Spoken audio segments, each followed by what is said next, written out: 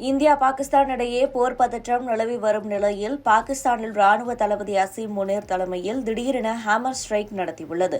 இதில் போர் விமானங்கள், பீரங்கிகள், ராணுவ ஹெலிகாப்டர்கள் பயன்படுத்தப்பட்டதோடு இந்தியாவை சீண்டும் வகையில் அசீம் முனீர் வாய்ச்சவடால் விடுத்துள்ளார். இதனால் எல்லையில் பதற்றம் என்பது அதிகரிக்க தொடங்கியுள்ளது. எல்லையில் ராணுவ வீரர்கள் குவிக்கப்பட்டுள்ளனர். அதேபோல அரபிக்கடலில் போர் கப்பல்கள் நிறுத்தப்பட்டுள்ள நிலையில் விமானப்படை விமானங்களும் அவசர கால பயிற்சியை தொடங்கியுள்ளன. இதனால் பாகிஸ்தான் அமைச்சர்கள் பயந்து போகியுள்ளனர். பாகிஸ்தானின் படை பலத்தை ஒப்பிடும்போது இந்தியாவின் பலம் வலிமையானது. அதோடு பாகிஸ்தான் நிதி நெருக்கடியில் தவித்து வருகிறது. இதனால் நம் தாக்குதல் காரணமாக பாகிஸ்தான் பெரும் சேதத்தை சந்திக்கப் போவதும், பாகிஸ்தான் வீரர்கள் இந்திய படை வீரர்களின் தாக்குதலுக்கு பயந்து ஓட்டம் பிடிப்பதும் நடக்கத்தான் போகிறது. இதனால் இரு நாடுகளிடையே பதற்றம் என்பது தொடர்ந்து அதிகரித்து வருகிறது. இதற்கிடையேதான் இந்தியாவின் தாக்குதலை எப்படியாவது சமாளிக்க வேண்டும் என்று பாகிஸ்தான் ராணுவம் முடிவு செய்துள்ளது. அதற்கான முன்னெடுப்புகளையும் மேற்கொண்டு வருகிறது. இதன் ஒரு பகுதியாக பாகிஸ்தான் திடீரென்று ஹேமர் ஸ்ட்ரைக்கை மேற்கொண்டுள்ளது. இது பாகிஸ்தான் ராணுவத்தின் மங்களா ஸ்ட்ரைக் கார்பஸ் சார்பில் மேற்கொள்ளப்பட்டுள்ளது. ஹேமர் ஸ்ட்ரைக் என்பது போர் பயிற்சியாகும். இந்த பயிற்சி என்பது பாகிஸ்தானின் தில்லா ஃபீல்டு ஃபயரிங் ரேஞ்சில் நடந்தது.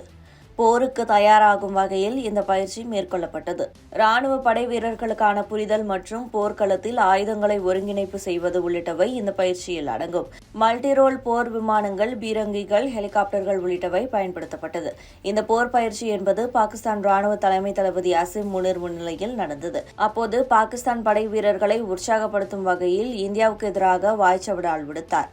இது தொடர்பாக அசீம் முனீர், இந்தியாவின் ராணுவம் தாக்குதல் நடத்தினால் பாகிஸ்தான் சும்மா இருக்காது. அதற்கு விரைவாகவும் உறுதியாகவும் பாகிஸ்தானும் பதிலடி தாக்குதல் நடத்தும். பாகிஸ்தான் என்பது பிராந்திய அமைதியை விரும்புகிறது. அதே வேளையில் நாட்டின் பாதுகாப்புக்காக எந்த எல்லைக்கும் செல்ல தயார் நிலையில் உள்ளது. இந்த நடவடிக்கைகள் முழு ஈடுபாட்டை காட்டுவோம் என்று கூறியுள்ளார். பாகிஸ்தானின் இந்த போர் பயிற்சி என்பது இந்தியாவின் பதிலடி தாக்குதல் மீதான பயத்தை வெளிக்காட்டும் வகையில் உள்ளது. இருப்பினும் கூட அதனை வெளிக்காட்டாமல் இந்தியாவுக்கு பதிலடி கொடுப்போம் என்று திமிராக பேசியுள்ளார் பாகிஸ்தானின் ராணுவ தலைமை தளபதி அசீம் முனீர். மேலும் என்னதான் பாகிஸ்தான் போர் பயிற்சி மேற்கொண்டாலும் கூட இந்தியாவிடம் மோதும் போதெல்லாம் மூக்குடைப்பட்டதுதான் மிச்சம். உதாரணமாக பல சம்பவங்களை கூறலாம். குறிப்பாக கூற வேண்டுமென்றால் 1971 ஆண்டில் வங்கதேசம் தனிநாடு கோரிக்கையின் போது இந்தியாவின் படை வீரர்களின் பாகிஸ்தான் மண்டியிட்டு சரணடைந்தது. அதன் பிறகு 1999 கார்கில் யுத்தத்தில் இந்தியாவிடம் பாகிஸ்தான் ராணுவம் தோல்வியடைந்தது என்பது குறிப்பிடத்தக்கது.